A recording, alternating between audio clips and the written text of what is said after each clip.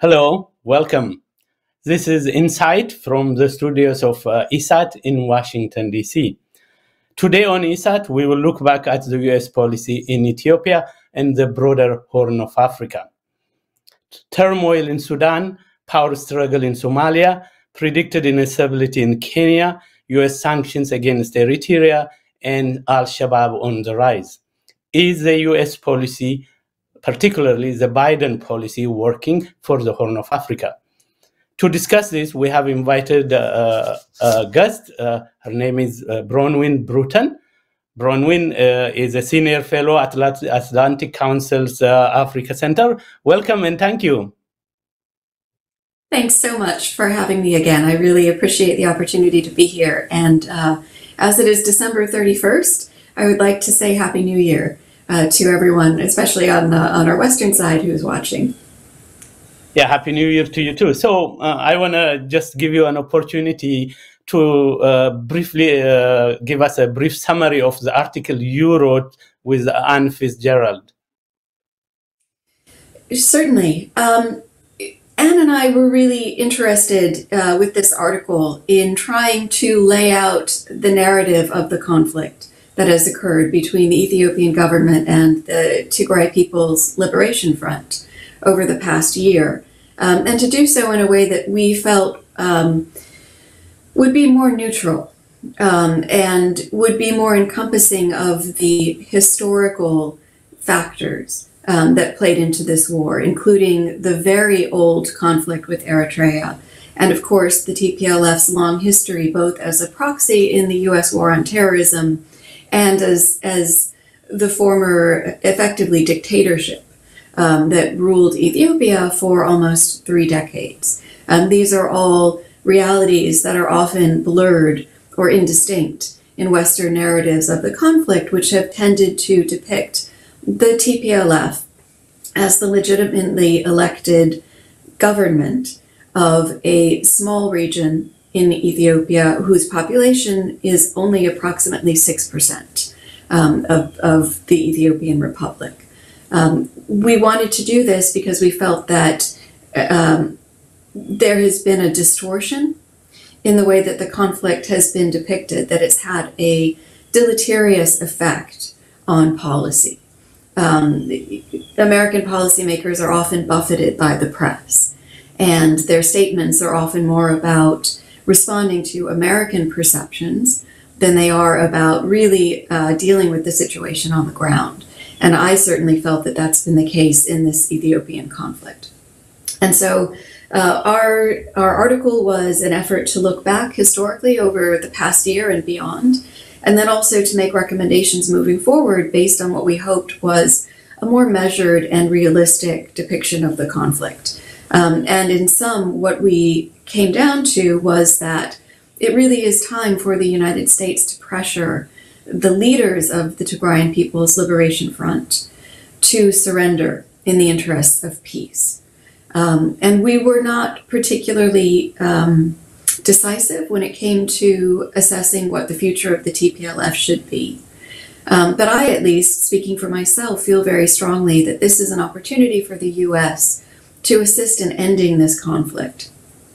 And that even if the U.S. is not successful in pressuring the TPLF leaders to stand down, and some critics of the article have expressed the idea that the U.S. doesn't have this leverage, that it is nevertheless probably a last opportunity for the U.S. to demonstrate to the Horn, all the peoples of the Horn of Africa, that it is in fact neutral in this conflict, and that it is not backing the TPLF leaders. I think the act of calling for the TPLF to be accountable in some way for the great devastation that the decision to launch this war has inflicted on Ethiopia is important, and that it would send a message that the United States really needs to send. So I want to give you an opportunity to explain to the critics. One of your arguments is the U.S. policy is one-sided, as you know, and Ambassador Feltman on this very program said, no, the U.S. policy is not one-sided. All they want for Ethiopia is peace and prosperity. for that to happen, TPLF cannot be defeated by force, and TPLF cannot be asked to give up its armed insurrection. How would you answer that? They say they reached this conclusion not because they prefer TPLF, but the war is unwinnable. The whole West, the United States, EU, Europe, they have concluded the war is unwinnable. Hence, not because they prefer the TPLF, but because it is good for Ethiopia, the only path forward is negotiation. How would you answer that? Well, the U.S. is clearly entitled to that view. It's made an assessment of the situation in Ethiopia, and the war may or may not be winnable through military force. I don't pretend to be able to answer that question. But I would say that it is very clear that the government of Ethiopia has an obligation to resist armed insurrection, and that it is legally, I would say, within its rights to insist on the disarmament of groups that are attempting to overthrow the state. I think that's a principle in law that's fairly firmly established. I would also point out that words matter a lot here, and that the words that the international community has chosen to use, both in the press and in officialdom, to describe this conflict are very telling. Next door in Somalia, for example, for the past 10 years, the United States has been prosecuting by proxy a war against the Al-Shabaab insurgency. And we describe it as an insurgency, despite the fact that Al-Shabaab over the years has enjoyed the support of quite a large segment of the Somali population. And many would argue, and I have argued, for example, that the war in Somalia may be better described as a civil war and is certainly not winnable militarily. But the United States has continued to prosecute it. And so it's chosen also in the case of Ethiopia to describe the conflict as a civil war and not as an insurgency by a relatively small population within Ethiopia that does not enjoy the broad backing of the Ethiopian public. So there's a lot of politics at play here. And I think that the Ethiopian community is very aware of that and sees the bias that's implicit in the way that the conflict is being described, and sees a certain self-serving nature in the way that the United States has chosen to insist that a conflict against the TPLF is unwinnable and therefore shouldn't be fought. Despite, I think, what many would in Ethiopia would describe as a very real obligation on the part of the government to protect them against the return to power of a former authoritarian regime, and against incursions by the TPLF into neighboring states. We can go back, surely, and say that mistakes were made on all sides when it comes to the origins of this conflict. And I think there have been a lot of efforts on the part of the defenders of the TPLF to try to make the case that the government could have done things differently and that the government was provocative. My view is that the reality is that, yes, there were provocations on both sides, but that both on the playground and in war, we have a principle of throwing the first punch, and that it was TPLF most definitely that chose to tip this, this looming confrontation over the edge into violent warfare.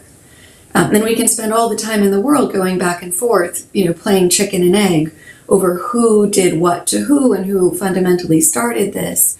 But in the Horn of Africa, that's, chicken and egg is going to take you back to the dinosaur period.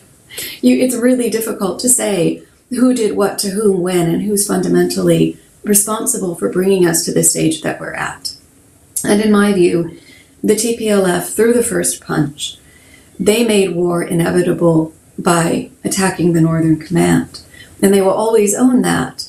And once that decision was made, I think the government had very few choices, given the fear of the population about a TPLF return, about how they responded to it. And I think the international community, and it is one of the points that Ann and I tried to make in our article, needs to be more cognizant of the fact that Prime Minister Abiy is really dealing with an enormous amount of domestic pressure in his dealings with the TPLF. And he does not, particularly once the parliament made the decision to designate the TPLF as a terrorist group, have carte blanche in deciding to negotiate with them. Because many people would regard that as privileging the TPLF, particularly when it comes to larger discussions about the future of ethnic federalism, for example. Presumably that would be one of the issues that the TPLF would want to negotiate. And I think many in Ethiopia have a hard time understanding why the TPLF should be privileged to have a bilateral conversation with the Ethiopian government that excludes all of the other groups in the nation. And I think that these are really difficult issues, truly difficult issues, that the U.S. has chosen to punt and not deal with. And to be fair and to be useful in resolving the conflict, I think that it needs to.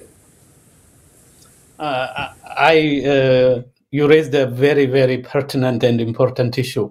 There are 11 regional administrations. The U.S. administration wants a negotiation between one regional administration and the federal government. As you said, the regions that have been attacked or invaded by the TPLF, Amhara and Afar, are not even in the calculus of the United States, at least announced calculus.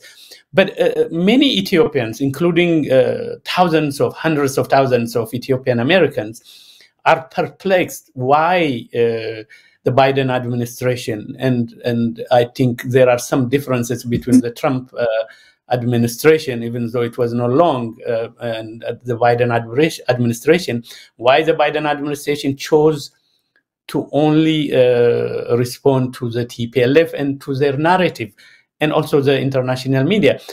What I want to ask you is, I think you did mention it in your article, the U.S. policy seems to be based on narratives that have been inculcated or have been widely spread for the last 30 years by TPLF surrogates like Ambassador Rice, like Gail Smith, and also most of the Biden administration foreign establishment is their staff. Do you think there is validity in that? In which narrative specifically, if you don't mind my asking? No, the fact that the TPLF is a minority, a victimized minority, the fact that 30 years of Ethiopians struggling against the dictatorship of the TPLF is not taken seriously, all this by the West and by the US are neglected. It is like the conflict started 3 years or 2 years ago. This conflict started in 1991. Why wouldn't a big institution like the State Department realize that? Yeah, I mean, I think this is it's a legitimate point to make, and it's one that we did express in the article, which is to say that there are a lot of victims in the Horn of Africa, a lot of victims. Many people have been victimized by the TPLF during its long rule. And one can make the case, for example, that when you talk about the conflict in the Gaza Strip, you would not start allocating blame without describing the Israeli occupation of Palestine. I think most journalists would say that it would be an abdication of their journalistic responsibility not to mention the fact that it's a long-standing conflict between the sides.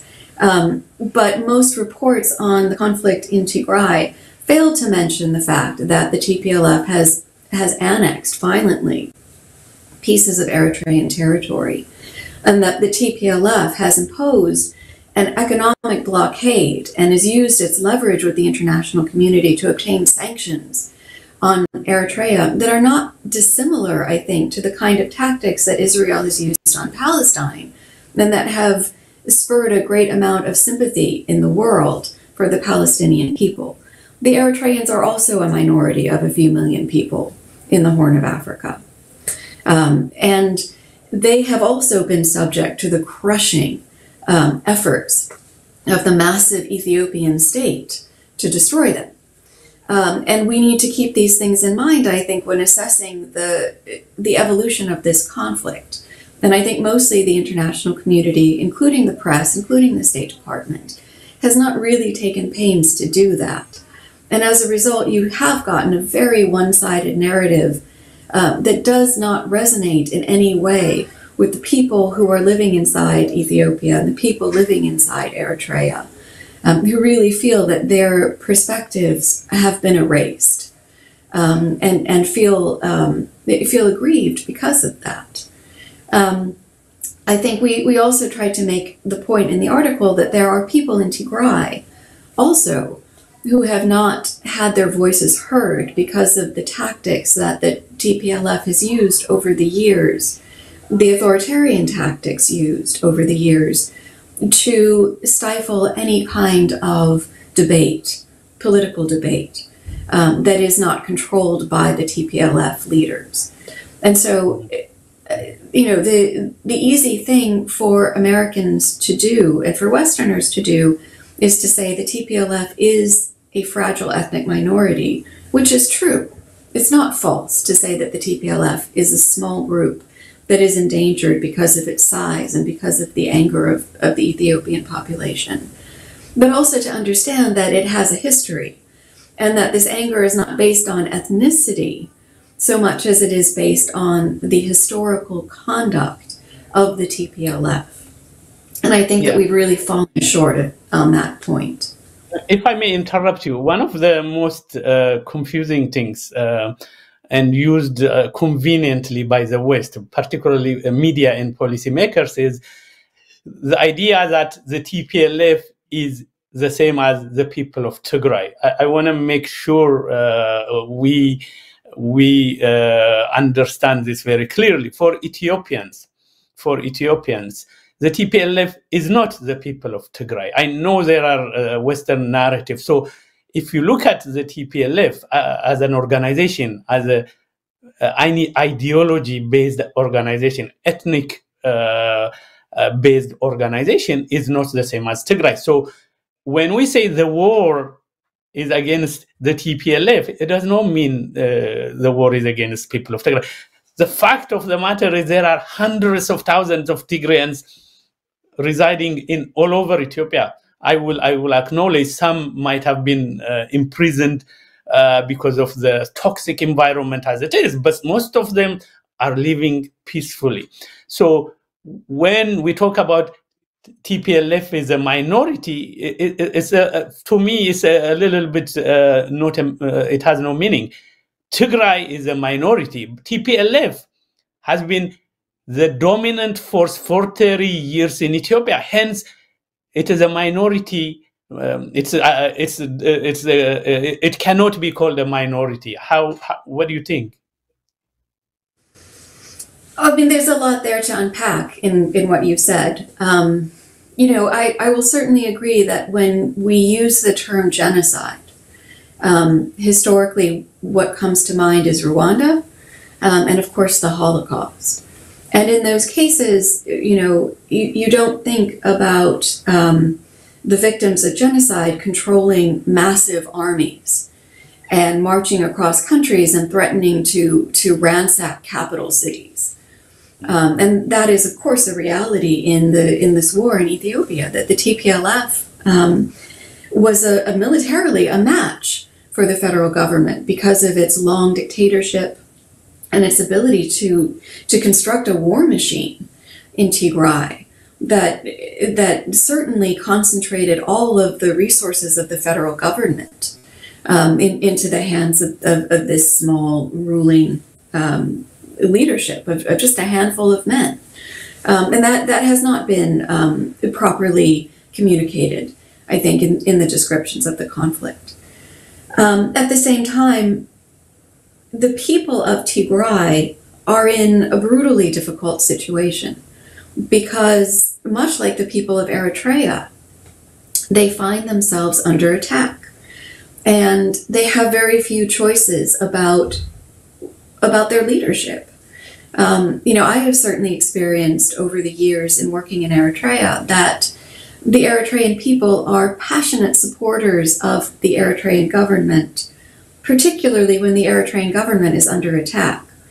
And they are often incapable of expressing concerns about the Eritrean government because they cannot do so without appearing disloyal and without assisting the other side. And that has created a very unfortunate dynamic that I think the people in Tigray are also falling victim to.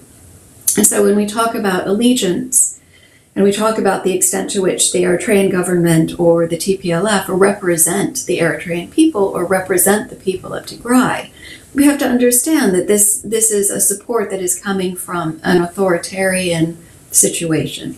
So it's deeply complicated. It doesn't mean that the support is not passionate or sincere, but it is also based on a very, very limited set of choices. And so, again, this is a remarkably difficult and complex problem that the narrative has paid very little attention to. And it should, because otherwise we have a really hard time understanding the nature of the Tigrayan support for the TPLF and the nature of the Eritrean people's support for Eritrea. And indeed, I think the Ethiopian people's support for Prime Minister Abiy, which is certainly stronger now in the wake of the war than it was, prior to November 2020. And so there are a lot of political considerations here. And I think we need to be very careful when we use terms like support or genocide or the other of these very loaded phrases. And again, I think when Ann and I wrote this paper, I think our effort was really to ask people to start considering those issues and to be less certain in the way that these words are being used. I want to go back to the U.S. policy. As you know, the last couple of weeks, the last 3-4 weeks, the balance of power in the battlefield has significantly shifted. And the TPLF army has been chased out of Amhara and Afar. Do you think this is an opportunity, or do you think the State Department will take this as an opportunity to reset its policy? I hope so. I'm not optimistic that they will. I fear that what we are going to be faced with, and my greatest worry, is a stalemate.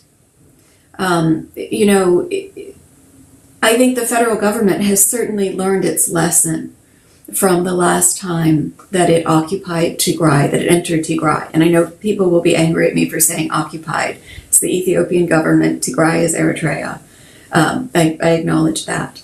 But certainly the entrance of federal troops into Tigray was not welcome, and it sparked an insurgency.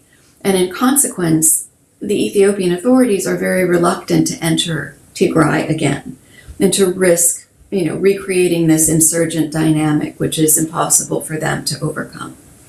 Likewise, I would really hope that the TPLF has learned from its efforts to march south on Addis Ababa and its efforts to occupy the Amhara and Afar regions, that its interventions there are not welcome, and that it is not going to succeed in overthrowing the federal government. And it is probably unlikely to succeed in getting a supply line from Djibouti or the Sudan. And so it too is in a situation where it's in Tigray, it's in control of Tigray, but what it does beyond that is very unclear. And so one could say, there's an opportunity here to negotiate, but I think it's more likely that both sides are going to dig in and let the situation play out for as long as it needs to.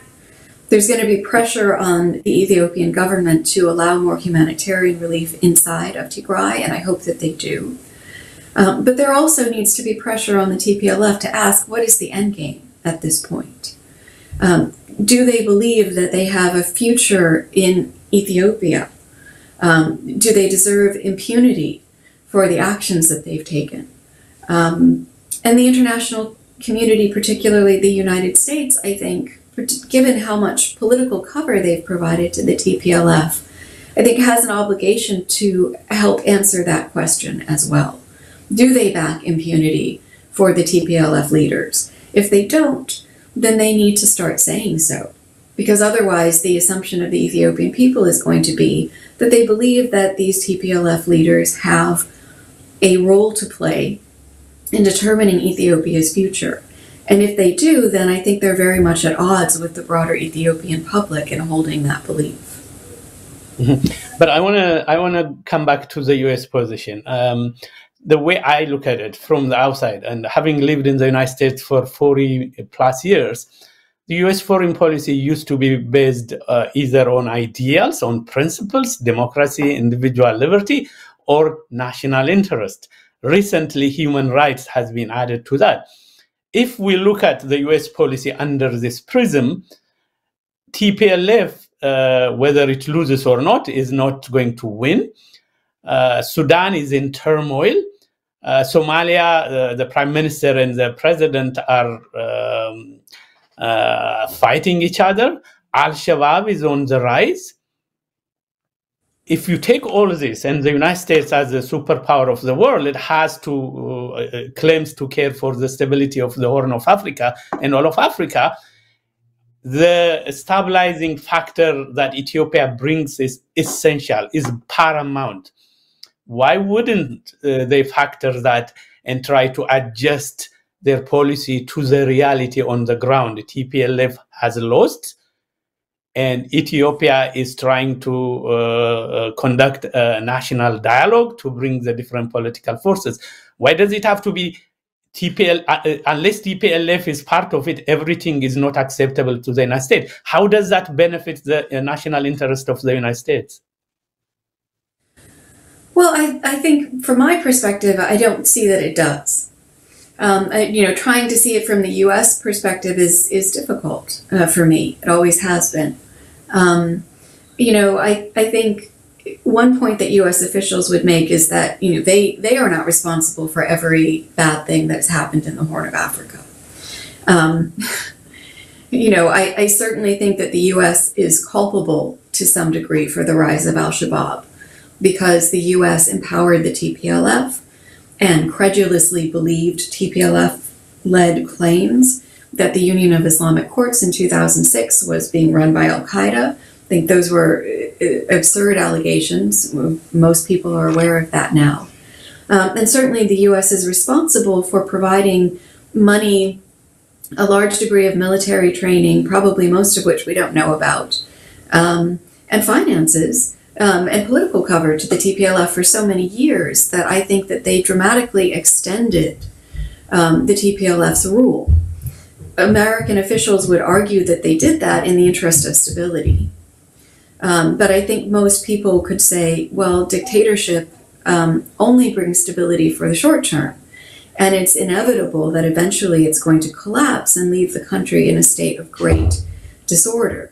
And in the case of the Horn, it's been not only the country, but the whole region. To defend U.S. officials, I would say that I think they are worried about past mistakes. I think they feel that they don't want to admit this, but I think they recognize that backing an authoritarian regime in the TPLF, or the EPRDF, if you want to be politically correct, was a mistake. And they don't want to repeat that error. And so they don't want to be in a position of, once again, backing a government in the PP and Prime Minister Abiy that has authoritarian tendencies, that's going to crack down on the population and put them back in exactly the same situation they were in before.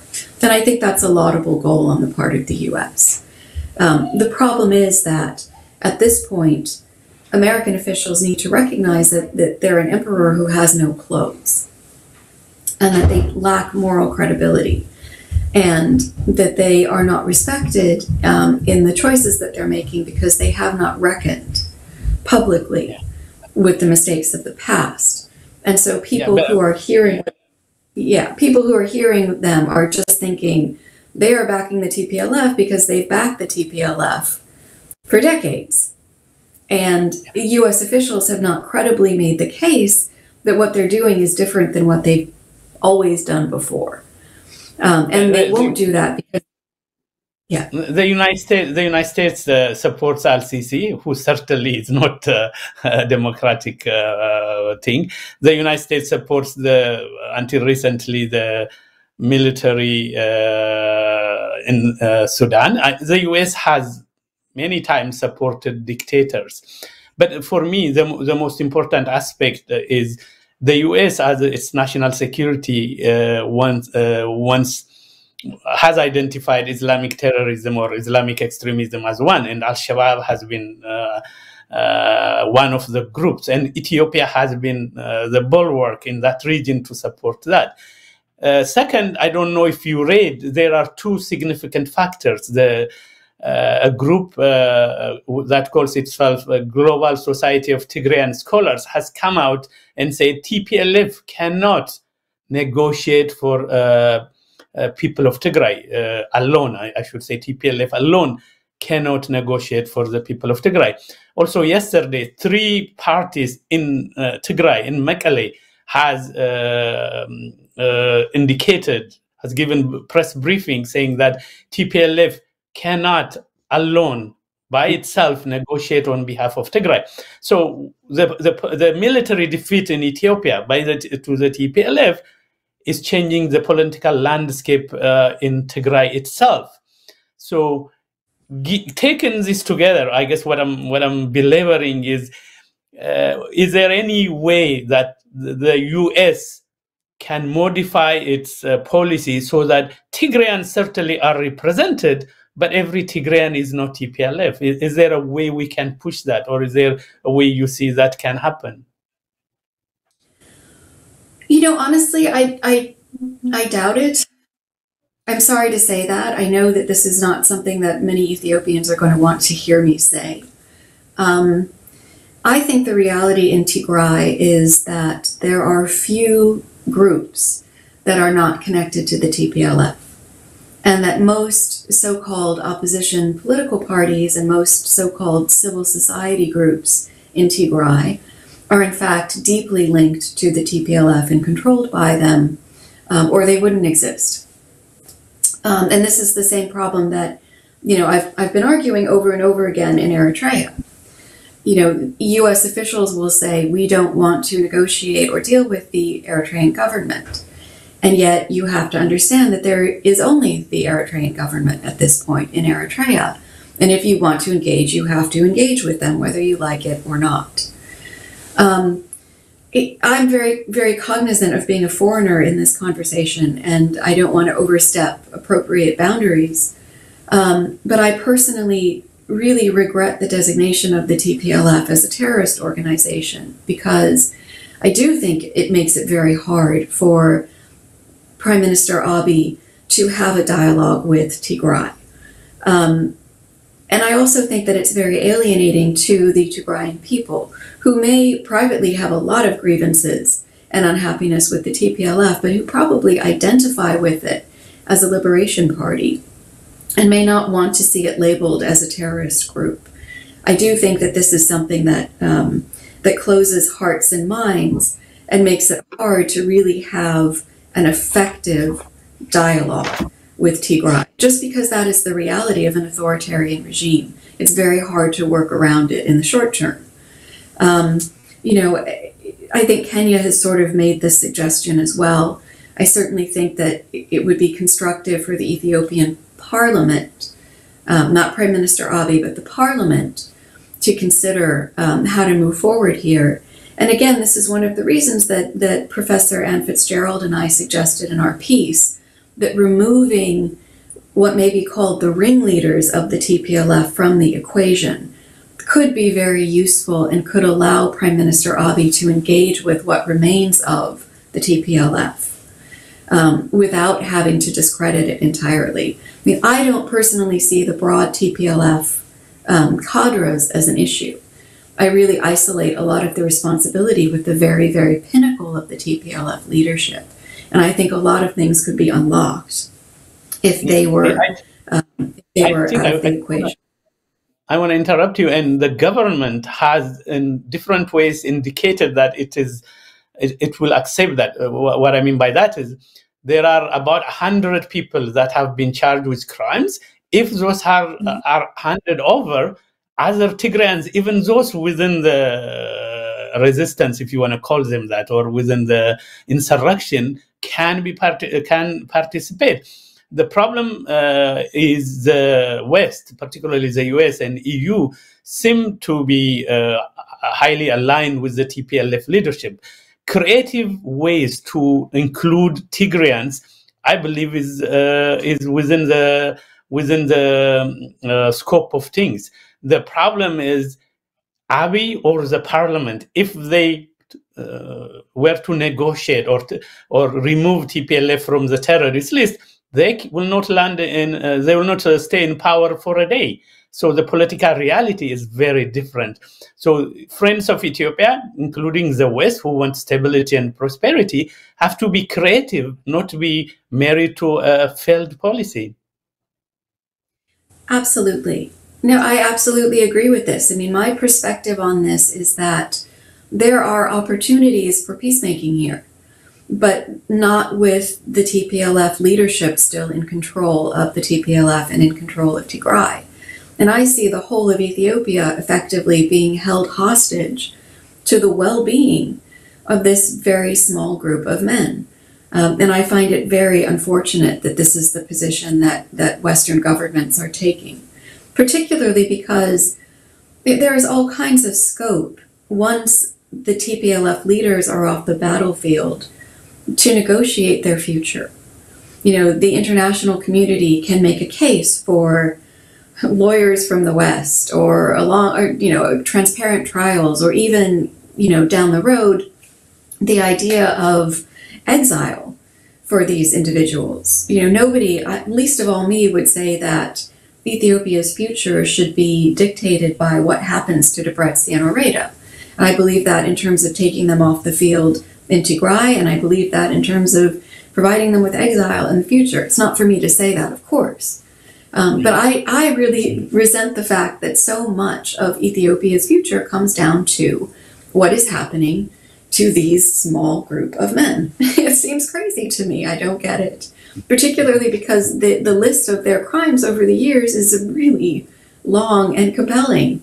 And I don't see them as being particularly different than the military leadership in Sudan in that regard. But that's me. Yeah. So one of the misgivings of Ethiopians abroad and back home is Ambassador Feltman and the State Department seem to be talking about Ethiopia to many countries, multiple times, to Kenya, to Egypt, to Sudan, to Turkey, to United Arab Emirates. And Ethiopians, I'm talking about those not in power, regular Ethiopians, feel like these countries will never dictate anything to Ethiopia. Our history is full of proof. What is the intention and what is the purpose? And it hasn't brought any results. And it only poisons the water. Why do the U.S., I know you don't work for them, I just asking your opinion, why do they continue talking about Ethiopia with Kenya or with Turkey? Actually, yesterday, the Foreign Office, the Ethiopian Ministry of Foreign Affairs, indicated that the best way to impact policy in Ethiopia is to talk to Ethiopia. Why do they do that? What's the purpose?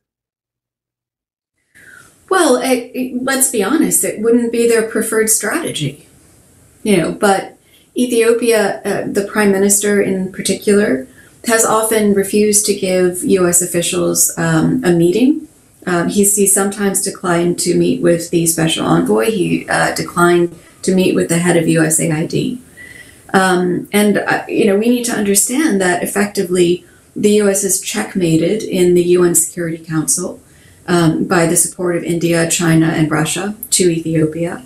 And that means that most of the tools, the coercive tools that it's relied on in the past, are not available. What I see when the United States is off talking to President Kenyatta is that it is admitting that Kenya is more influential in this situation than Washington is. And it's a stunning admission on their part, quite honestly. the U.S. is begging the UAE and Turkey and Kenya to intercede to achieve its objectives in Ethiopia. It says a lot to me about the failure of U.S. policy in this region. That's unprecedented. I also want to say I think it's really harmful over the long term. Now, I have had the privilege at the Atlantic Council of hosting President Kenyatta a number of times in the last couple of years to talk about the U.S. free trade agreement with Kenya that is being negotiated currently. And I am very deeply aware of the amount of criticism that President Kenyatta has come under from the region for his bilateral work with the United States, which many perceive to be at the expense of regionalization. And I think it is a very dangerous tack for him to take, to be acting as the U.S. bad boy in this internal conflict in Ethiopia. I don't think that this is something that not that he's likely to ask me, but I personally think that this is not helpful. And the U.S. should be really aware over the long term of whether Africa has more at stake in terms of the regionalization agenda than it does in the outcome of this particular conflict with Tigray, which is likely to grind on, in a stalemated kind of form, as I've suggested. The U.S.'s power here is really, as I've suggested, in saying that it's time to end the conflict by bringing the TPLF leaders out of the equation. And going around the corner to Kenya is just unconstructive, in many, many ways. Yeah, I think as much as they depend on Kenya, I want to suggest to the U.S. State Department, they have a better path to the prime minister that are Ethiopian and Ethiopian Americans in America. If they consult us, if they deal with us, if we can certainly facilitate communication. Unfortunately, they don't reach out to us. I want to ask you another question. One of the consistent policies of the U.S. is its call for Eritreans to withdraw from Ethiopia. We all know that Getachew Reda proudly announced they have attacked Asmara by a missile. You probably remember about a year ago. So Eritrea was pulled into the conflict because the TPLF attacked Asmara. Two, doesn't Ethiopia have the sovereign right to invite any country to its territory? I mean, this again it's a really complicated issue for sure. I mean, I would have to say that, I am aware, and I think we're all aware at this point, that after the attack on the Northern Command, many Ethiopian soldiers were marched into Eritrea by the TPLF, and that the Ethiopian government, being in a situation of great disorder and vulnerability, welcomed the engagement of Eritrean troops in those early weeks of the conflict. And that Eritrean troops were thus engaged in Ethiopia prior to the launch of missiles by the TPLF at Asmara. I did not see any indication from TPLF leaders contemporaneously that they blamed Eritrea for entering the conflict at that point. But all the same, yes, Eritrea was drawn in. And if we're completely honest, Eritrea was drawn in long before that, again, because the TPLF had violently annexed its territory.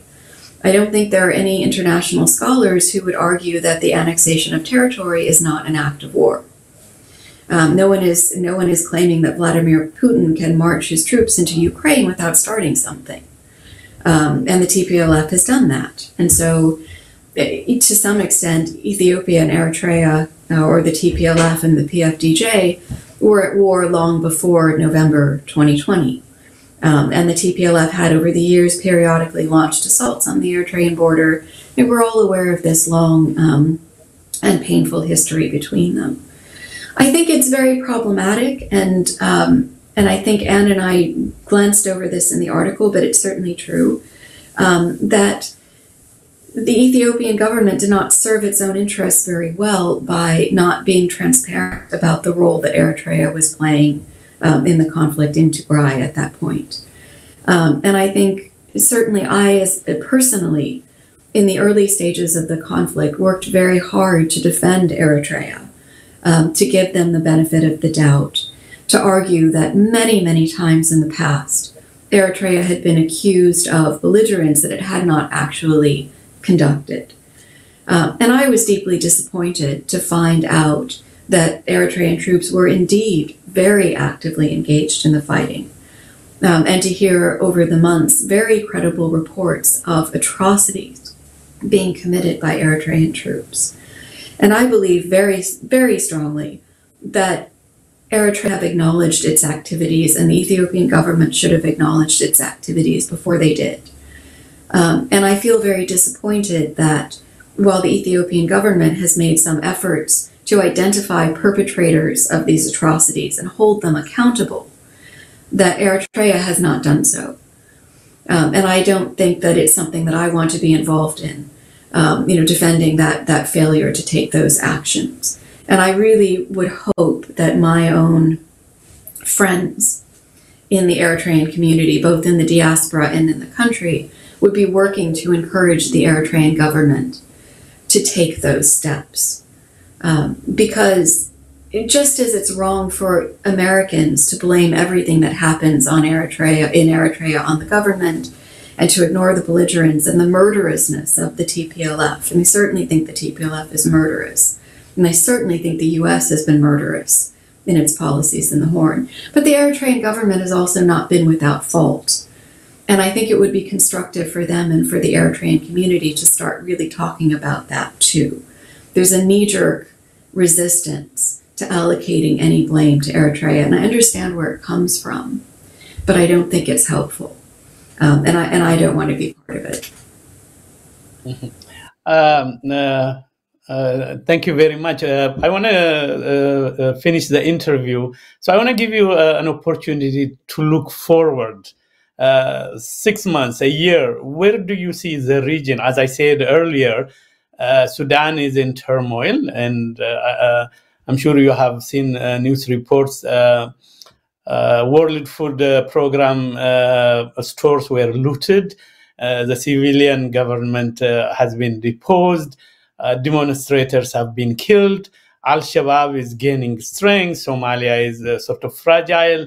I think Kenya is holding elections next year, and Kenyan elections are usually a reason for instability.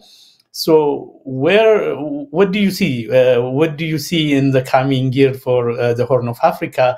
And what do you see the US, or what should the US do to be a productive or a constructive actor in the area? You know, I want to be very clear in saying that I think the partnership between Eritrea and Ethiopia is wonderful, and that it is the best hope that the region has of finding stability. The Eritrean government has suffered, the Eritrean people have suffered tremendously from the isolation that they've endured. And the national service in particular has been a burden that the Eritrean people have borne. And the best hope of normalizing national service comes through the regionalization project that both President Isaias and Prime Minister Abiy have embraced. I also think that President Isaias, as an old hand in the Horn of Africa, with deep relationships with all of the parties, is a person who can play a constructive role in stabilizing the region. I hope that the U.S. will embrace his capacity to do that. I also hope that President Isaias will help them to do that by taking some of the steps that I've mentioned previously, which involves acknowledging atrocities committed by Eritrean troops in Tigray, and taking steps to hold those who committed those atrocities responsible. I think that would go a long way towards assuring the international community that he intends to be a responsible actor in the Horn of Africa. I believe he will be. But I think it's wrong for us to assume that there are no legitimate concerns on the part of the Western communities about his assuming that role. It's a two-way street. It takes both parties to move past this suspicion and bad feelings that that Eritrea and the U.S. Have had for each other. You know, I really hope that that will be possible.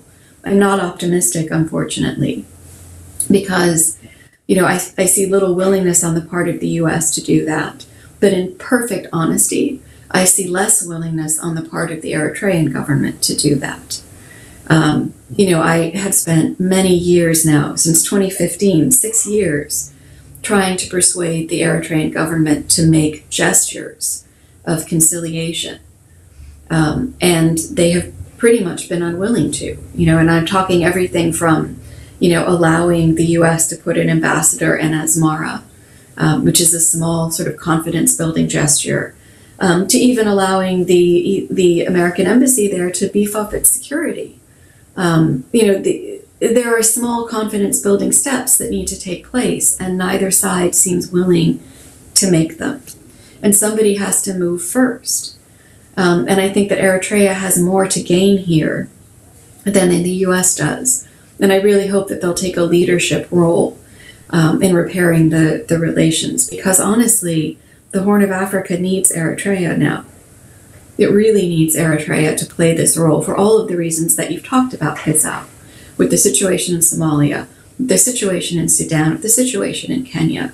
It's time for Eritrea to, you know, to be the father of the region in partnership with Prime Minister Abiy, who is really doing what he can do to build regional partnerships and consensus. But we all have to get along. Yeah, I want to ask you one last question. So, over the last few years, I guess particularly Obama and Biden years, the U.S. foreign policy has only one tool, that is sanctions, threats and sanctions. In the old days, when I was even living in the United States, diplomacy was more than sanctions, was engagement, was give and take, was respect. Now, I don't remember the numbers, but there are like 70, 80 sanctions since the Biden administration came to office. So this has not worked. And in the Horn of Africa, particularly in Ethiopia, threats and sanctions will never change the mind of the leadership or the populace at last.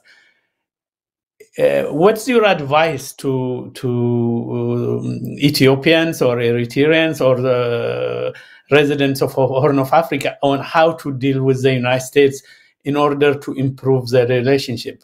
Besides giving up, besides saying, yes, we will do whatever you ask us, is there another way to engage the U.S. for constructively?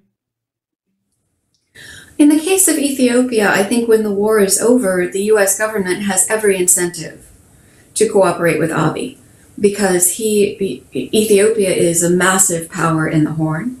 It's a tremendously geostrategic region, and I think that the U.S. really has no choice to get along with Abiy, particularly assuming that he conducts the national dialogue and that Ethiopia proceeds down a democratic pathway. And I believe that Abiy intends to do that. I hope not to be disappointed in that belief. In the case of Eritrea, look, I really want to be clear here that the State Department, after the peace agreement between Abiy and Isaias was made public, greeted that news quite rapturously. The night that it was announced, I got a message from the National Security Council over the moon with happiness. And they sent out a public message that was, you know, absolutely swooning over Isaias and his leadership in bringing this peace agreement. And shortly after that, there was all kinds of outreach by the State Department. And, you know, Yamani Gabriab and other actors came to Washington, and there was a great luncheon on the 8th floor of the State Department, where they did everything possible to try to make it clear that the door was wide open to normalization. The Eritrean leadership didn't trust them. and they did not take the opportunity to proceed with that normalization. And the State Department felt frustrated and unable to break through that historical distrust. The historical distrust is so reasonable. The Eritrean people and the Eritrean government have so much reason to distrust the State Department.